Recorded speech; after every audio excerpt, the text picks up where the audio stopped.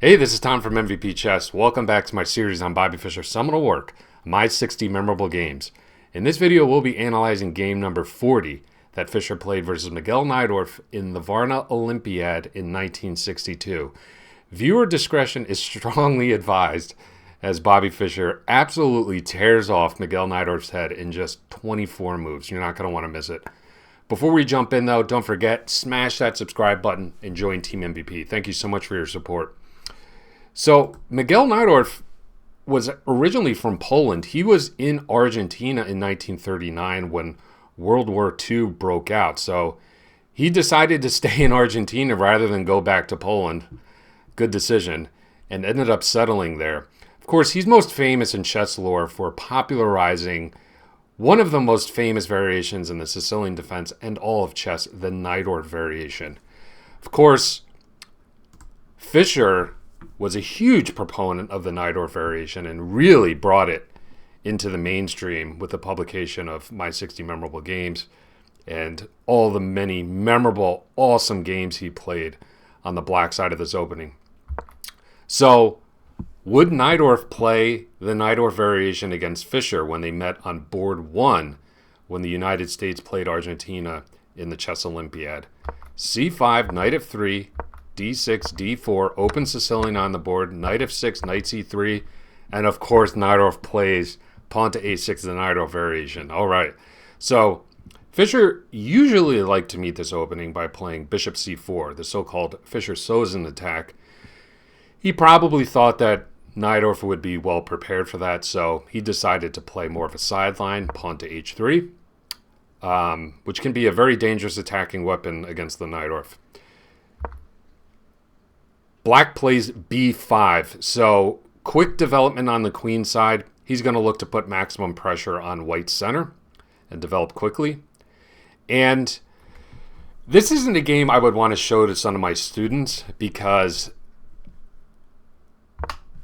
as early as move 7, Fischer quote-unquote violates an opening principle by moving the same piece more than twice.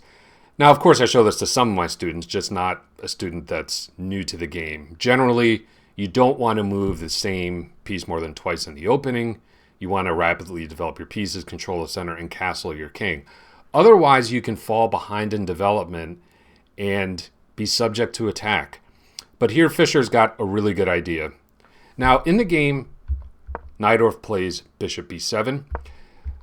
Of course, what happens if black takes the pawn here? Well, Fischer gets really rapid development, okay? So, yes, he moved the same piece more than twice, but after b4, this knight's getting kicked around.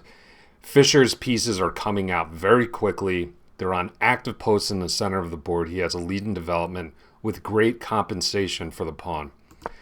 Najdorf understandably didn't want to go in for that, so he played bishop b7.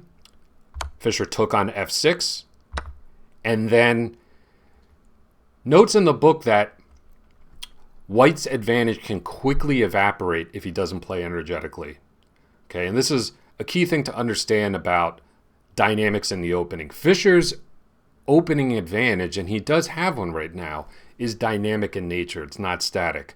So if he takes his sweet time and plays moves like, I don't know, bishop d3 to defend the pawn and castle his king and then have a look around, his opening advantage will be long gone because black will be able to catch up in development and secure his king. So energetic play is called for, which is why Fischer plays pawn to c4. Boom, great move. We have bc, bishop takes c4, so Fischer's pieces are coming out very quickly in very menacing positions. And Najdorf captures the pawn on e4. Yikes.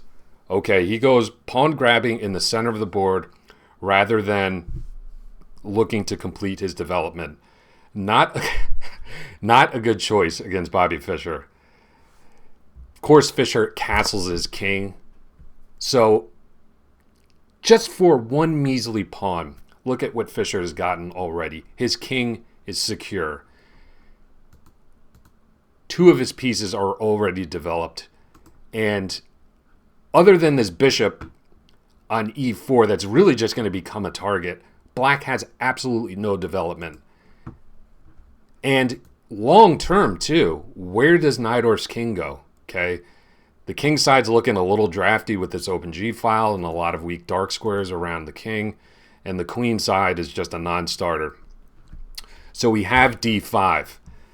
Now, you know, if you've been watching the series, I'm also a huge fan of Paul Morphy. And just like Morphy, Fischer always looked for active, forcing moves before he retreated his pieces. So did he move his bishop from c4? Absolutely not. He played rook e1, okay? So he could meet pawn takes c4 with rook takes e4. So Najdorf counters in the center, pawn to e5. And does Fischer move the knight? Of course not. He finds another awesome forcing move in this position to get another piece into the attack. Queen a4 check. Wow. Okay. The game continuation saw knight d7. If Najdorf played queen d7 in this position, this is the most logical move to me, in that black is blocking the check and also hoping to exchange queens. That would be a dream come true for black in this position. Black's up a pawn, you trade the queens, and then white doesn't really have an initiative left. Don't forget, we have 2 pieces on prise right now. But Fischer would have a really nice move in this position.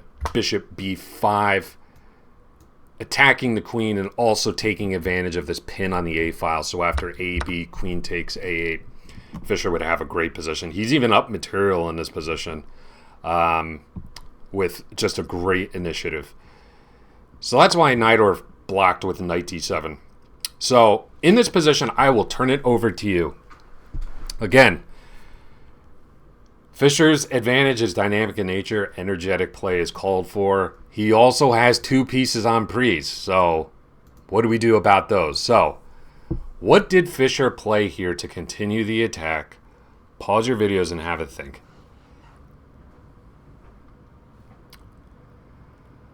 Congratulations if you thought like Morphy, if you thought like Fischer and didn't retreat. Fischer played the awesome exchange sack. Rook takes e4. Boom. Great move. And after DE and knight f5, look how Fischer's pieces just come alive on the light squares.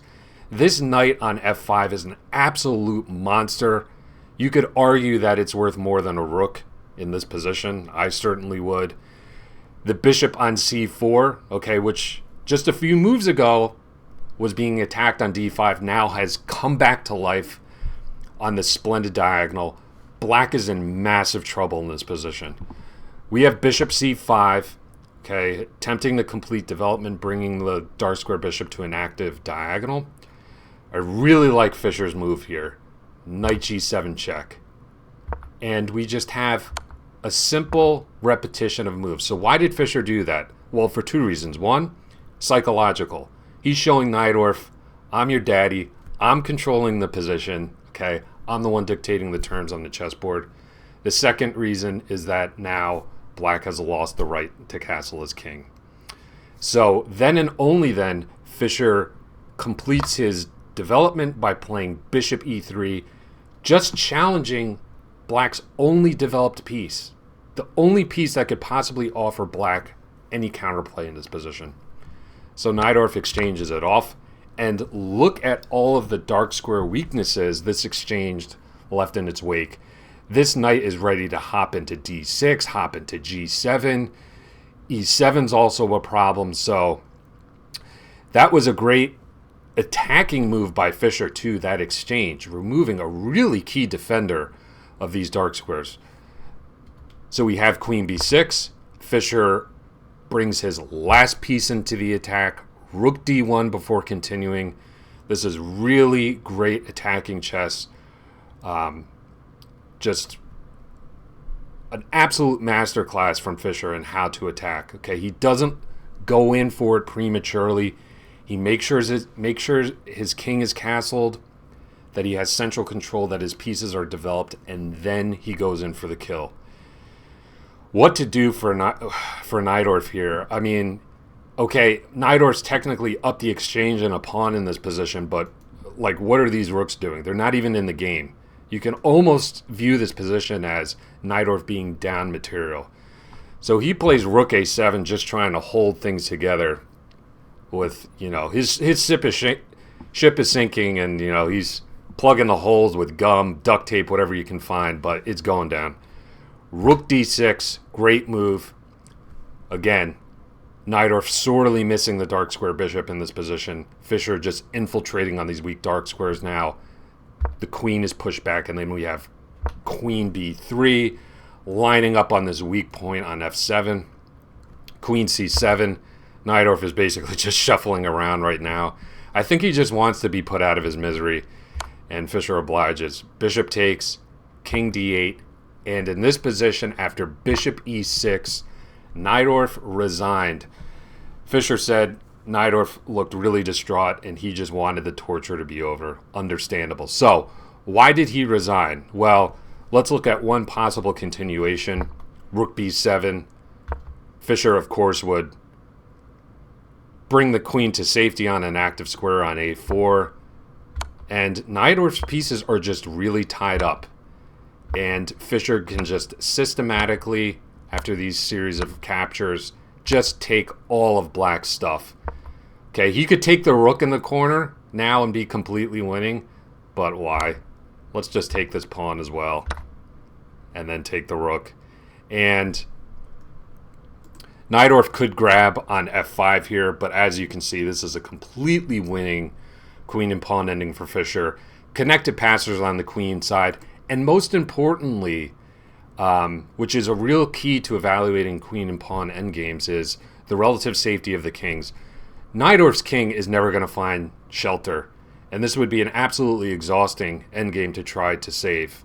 Believe me, I've been there. You constantly have to calculate checks and transpositions into a king and pawn ending, which you can't allow. It's just losing.